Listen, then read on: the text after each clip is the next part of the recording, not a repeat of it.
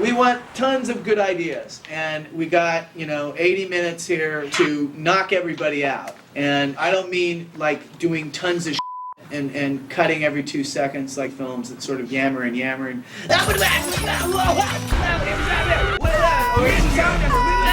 here's the action sequence. It's not that. This is Brad Bird, writer and director. Animation is not a spontaneous art form. It has to be very carefully done, very meticulously done. But if you do it right, people are not aware of the complexity. The filmmakers I most admire recognize the value of teasing. People are in such a rush to get the action sequences going fast that they forget that there's pleasure to be had in the sneaking around part. So I have a few sneaking around sequences. The kind of filmmaking I most admire takes a moment to savor things.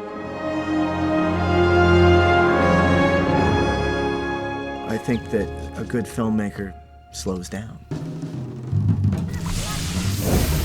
I didn't know anything about this world.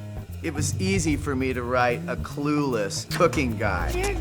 As part of my writing process, I usually try to jump deep into the movie somewhere where characters are having problems, because it forces me to have one character talk to the other and you find things out quickly. The mistake that a lot of people make is thinking that you can force ideas to come. Every idea comes about in its own way. If you try to over-control the process, you limit the process.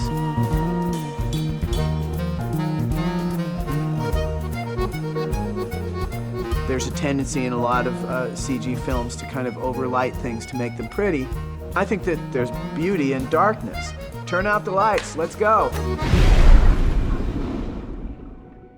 Remember the bad guys on those shows you used to watch on Saturday mornings? These guys are not like those guys. They won't exercise restraint because you're children. They will kill you if they get the chance. Do not give them that chance. The mistake that people often make with animated films is they love the gravity-defying aspect of it. But if you defy gravity and then later on need to feel danger, you have a really hard time convincing the audience. There's expectations for animation. Saturday morning, they have these very strange shows, completely designed around conflict, and yet no one ever dies or gets really injured, or there's no consequence to it.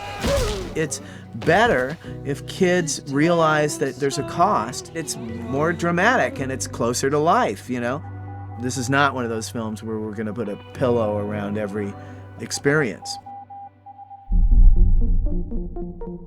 People think of animation only doing things where people are dancing around and a lot of histrionics. But animation is not a genre.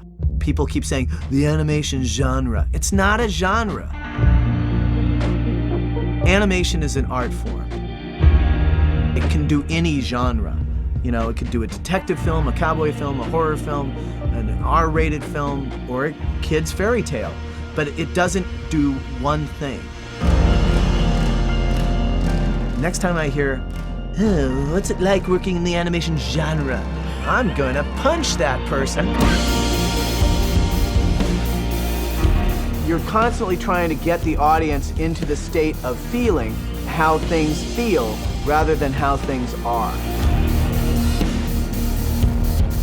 You are trying to get to a very primal, very simple, I think, nourishing thing.